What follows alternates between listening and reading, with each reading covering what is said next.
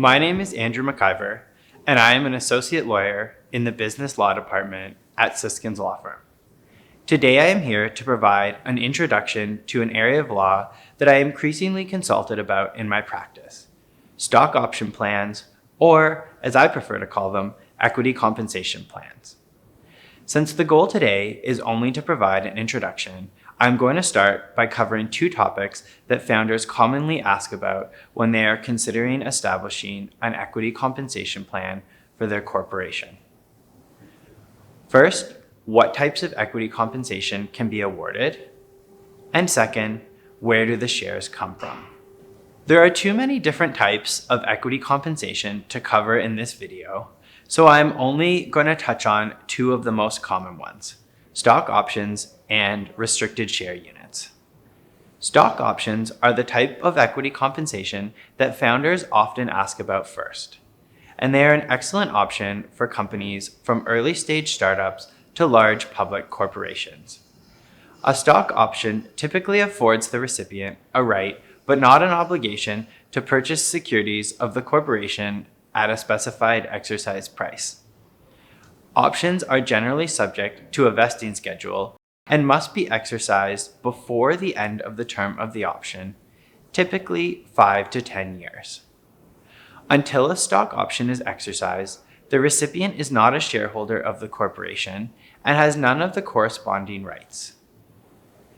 Stock options are appealing because, when granted under a properly structured plan, they can qualify for favorable tax treatment for the recipient. Restricted share units, or RSUs, represent a right to receive securities in the corporation once the RSU vests. Unlike stock options, the recipient of an RSU does not have to decide whether or not to acquire the securities, and there is no price payable to acquire them. Like stock options, though, the recipient of an RSU does not become a shareholder until the RSU vests and the recipient officially becomes the owner of the corresponding securities. RSUs are appealing because there is no acquisition cost to the employee. However, it can be more difficult to structure RSUs to achieve the same favorable tax treatment that stock options generally receive. Other types of equity compensation that you may have heard of include performance share units, deferred share units, phantom share plans, and share appreciation rights. If you are interested in more information about any of these types of equity compensation, I encourage you to speak with a member of our business law team. Now that we have covered the types of equity compensation, I'm going to speak about how a plan is formed and where the equity comes from. Some of the first questions I am typically asked about equity compensation plans are: why do I need a formal plan?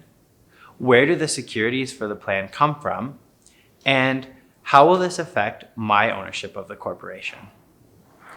Plans are required for a few reasons.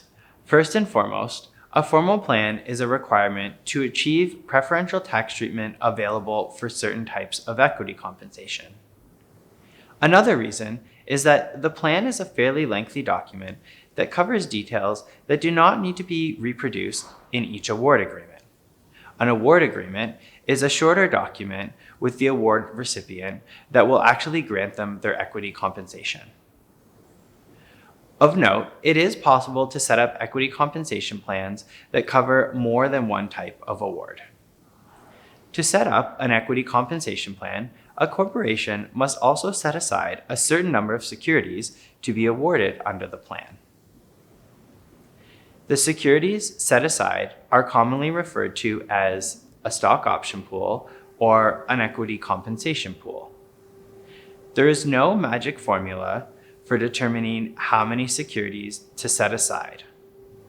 A pool equal to 5 to 15% of a corporation's outstanding equity is fairly common for corporations establishing their first equity compensation plan.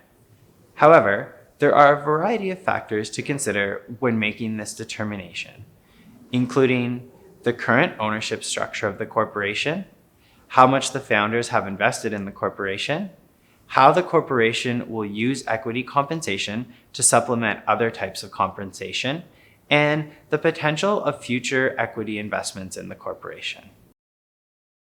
An equity compensation pool does not dilute the actual ownership interest when it is set aside, but it will dilute the fully diluted ownership percentages of the existing shareholders.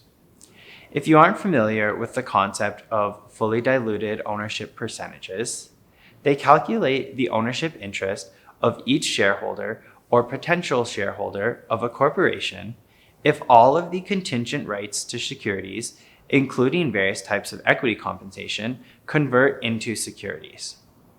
To provide a very simplified example of how this works, consider a corporation with a single founder who owns 100% of the securities of the corporation.